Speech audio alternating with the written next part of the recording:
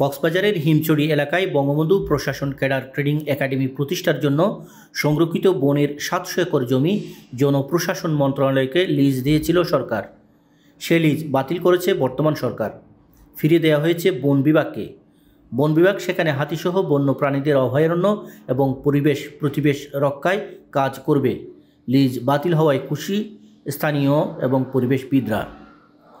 কক্সবাজার শহর থেকে ১০ কিলোমিটার দক্ষিণে মেরিন ড্রাইভ সড়ক সংলগ্ন হিমছড়ি এলাকায় বঙ্গবন্ধু প্রশাসন ক্যাডার ট্রেনিং একাডেমি প্রতিষ্ঠার জন্য সংরক্ষিত বনের ৭০০ একর জমি ২০২২ সালে জনপ্রশাসন মন্ত্রণালয়কে লিজ দেয় সরকার। এখানে প্রশাসন ক্যাডারদের প্রশিক্ষণের জন্য বিশাল স্থাপনা তৈরির পরিকল্পনা ছিল। এই সিদ্ধান্তের বিরুদ্ধে পরিবেশবাদী সংগঠন, স্থানীয় জনগণ এবং বিশেষজ্ঞরা আপত্তি জানিয়েছেন।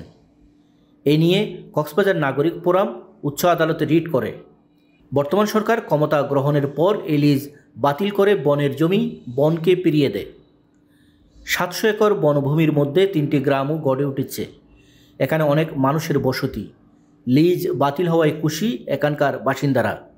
তারা বলছেন, পরিবেশ রক্ষা করে পাহাড় না কেটে এখানে তারা বসতি গড়ে তুলেছেন। এই নিয়ে স্থানীয় বাসিন্দারা যেমনটি বলছিলেন, আমরা এখানে ৩০ বছর পর্যন্ত বসবাস করতেছি। আমরা করাচি ছিলাম আগে, ওইখান থেকে উৎসব করে সরকার আমাদেরকে এখানে উৎসব করে এখানে তুলে দিছে। তোলার পরে এখানে আমরা এই পর্যন্ত বসবাস করতেছি। আজ ৩০ বছর পর্যন্ত বসবাস করতেছি। তুলে এই পর্যন্ত আমরা সরকারের কোনো একটা আনাগোনাই পাইতেছি না, সাহায্য পাইতেছি না। তুলে খুব খুব কষ্ট আছি এখানে। এখন আমরা আছি, তো আমরা সরকার থেকে আমরা এটা চাই, এটি আমরা বসবাস চিরালোর জন্য করতে চাই। আমরা পাহাড় কাটার কোনো আমরা ইয়া করি না। পাহাড় যদি সরকার আল্লাহর তরফ যদি ব্যাঙ্গে থেকে চলে যায়, ওগুলো আমরা আবার মিলেমিশে করে দিই। আমরা কিন্তু নির্দিষ্ট কোনো পাহাড় কাটি না। এটা ভেঙে গেছে, কষ্ট হয়ে থাকতেছি। কীভাবে গরিব মানুষ থাকার কোনো ঠাই নেই। আমরা সরকারি লোক, কষ্ট করি সরকারের আন্ডার করে তাকিয়ে যেতেছি। এটাই তার কোনো থাকার জায়গা নেই। আমরা গরিব মানুষ, কই যাবো? সরকার তরফ থেকে সরকারি লোক হয়ে আমরা সরকারি তরফ থেকে তাকতেছি। ওটাই এখন সরকার আমাদেরকে যদি আল্লাহর ওয়াস্তে যদি সরকার যদি দান করে আমাদের এখানে চির আলোচনা হ্যাশট্যাগ দিলে আমরা সরকারকে একটু ধন্যবাদ দিব আর কি। আমরা এটা বাতিল হয়েছে, এটা আমরা অনেক খুশি হয়েছি। আমরা অনেক কষ্ট করে এখানে আছি। আর এই আমাদের শুকনাছড়ি ৩২০ পরিবারের জায়গা, আর ওইখানে আছে ২০০ পরিবারের মতন জায়গা, ওই দুল্লাছড়ি। আর বৎসরা আছে প্রায় ৬০০-র উপরে আছে, এবার ৭০০ মতো হবে। মোটে এরকম ১৩০০ মতো ঘর আছে আমাদের এলাকায়, ৭০০ একর জায়গার ভিতরে। এতটুকু জানি আমি।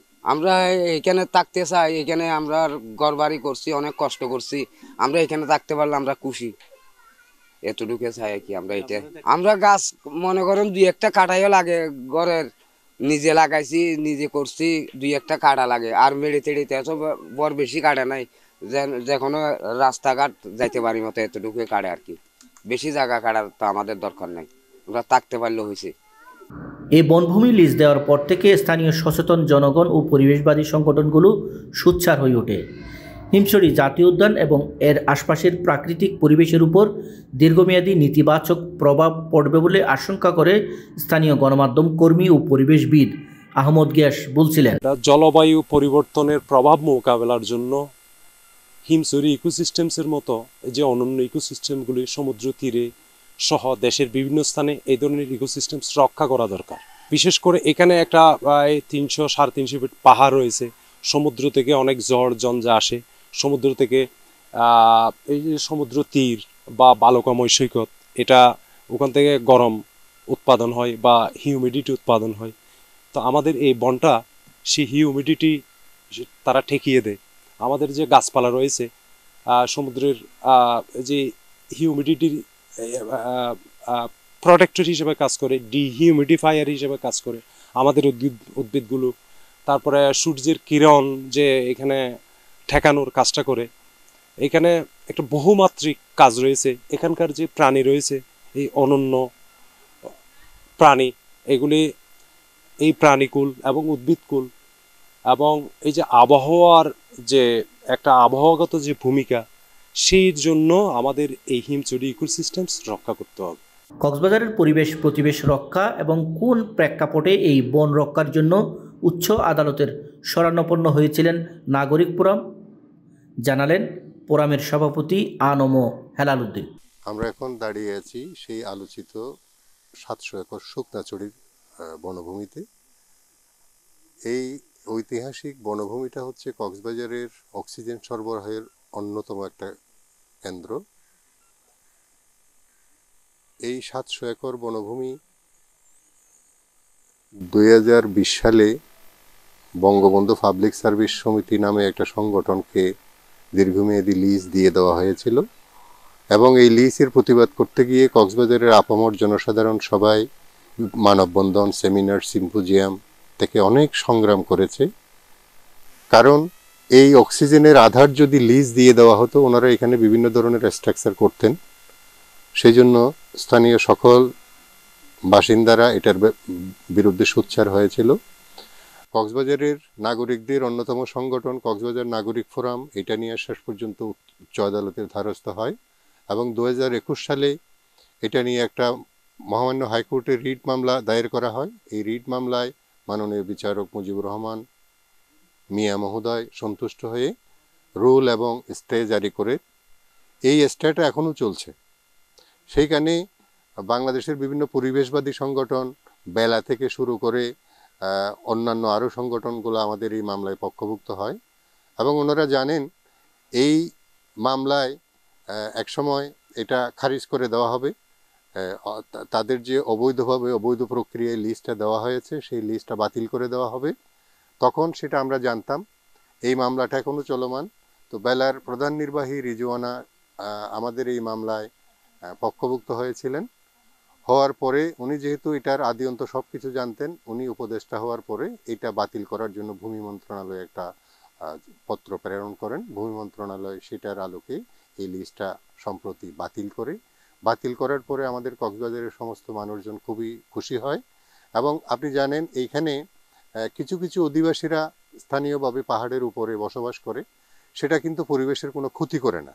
যেহেতু তারা যেখানে বসবাস করে তাদের আবাসটা সংরক্ষিত করার জন্য তারা গাছপালা বেশি করে রোপণ করে এবং ইকোসিস্টেমকে তারা সমৃদ্ধ করে।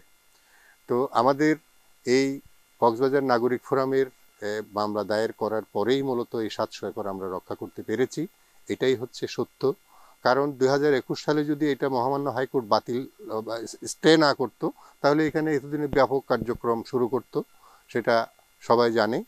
তো পরবর্তীতে এখন এটা ভূমি মন্ত্রণালয় বাতিল করেছে। এটা আমরা মহামান্য হাইকোর্টের কাছে তুলে ধরব এবং পরবর্তী পদক্ষেপ হাইকোর্ট নিশ্চয়ই নেবেন।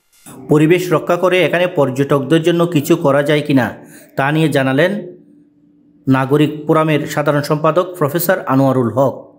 আমার ডান পাশে সমুদ্র, এর সাথে লাগানো মেরিন ড্রাইভ, এর সাথে পূর্ব পাশে লাগানো ওই 700 একর বনভূমি বিতর্কিত যে বনভূমি, এটা আসলে বন বিভাগের জায়গা। এই জায়গাকে ভূমি মন্ত্রণালয়ের জায়গা বলে মিস ইনফরমেশন দিয়ে বিগত সরকারের আমলে এটাকে ওই অ্যাডমিন কার্ডারকে দেওয়া ছিল, ওই দীর্ঘস্থায়ী লিস্ট দেওয়া হয়েছিল। সম্প্রতি সেই লিস্টটা ভূমি মন্ত্রণালয় বাতিল করছে এবং হাইকোর্টে এই ব্যাপারে একটা নিষেধাজ্ঞা আছে, একটা রিট পিটিশনের নামে নিষেধাজ্ঞা আছে। এটা যাতে স্থায়ীভাবে বন্ধ করা হয় সেই ব্যবস্থা সরকারকে নেওয়ার জন্য জোর দাবি জানাচ্ছি। এবং এইটা যেহেতু পর্যটক এলাকা, সাথে সাথে এই পাহাড়গুলো সংরক্ষণ করে পর্যটকরা যাতে একসাথে সমুদ্র সাগর দেখতে পায় সেই ব্যবস্থা করার জন্য আমি অনুরোধ জানাচ্ছি। এই জমিতে আবার বনায়ন এবং এর মাধ্যমে হাতি ও বন্য প্রাণীদের অভয়ারণ্য গড়ে তোলার কথা বলে বন বিভাগের বিভাগীয় বন কর্মকর্তা মোহাম্মদ নুরুল ইসলাম যেমনটি বলছিলেন। অ্যাডমিনিস্ট্রেটের জন্য 700 একর জায়গা বন্দোবস্তি নেওয়া হয়েছিল। এটা পূর্বে প্রটেক্টেড করতে দেখে খার্জও দেখে নেওয়া হয়েছিল। বর্তমান অন্তর্বর্তী সরকার এর আশা করে এই বন্দোবস্তি জায়গা বাতিল করে এটা বন বিভাগের উপর জায়গাটাকে ন্যস্ত করা হচ্ছে। আমরা বন যেহেতু এই জায়গাটা আগে এই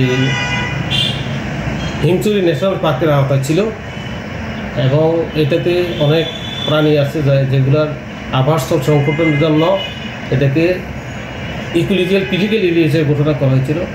এই আমাদের এখানে যে সমস্ত প্রাণী আছে, বিশেষ করে আমাদের যে স্থল অঞ্চলের সবচেয়ে বড় প্রাণী হাতির এটা একটা আবাসস্থল এবং অন্যান্য শিয়াল, মেসোবেট, বেজি, উদ, বন বিড়াল, মোরগ, বর্মরগ অনেক পশু পাখি আছে এখানে, যেগুলো এগুলো আশ্রয়স্থল হিসাবে গড়ে উঠেছে।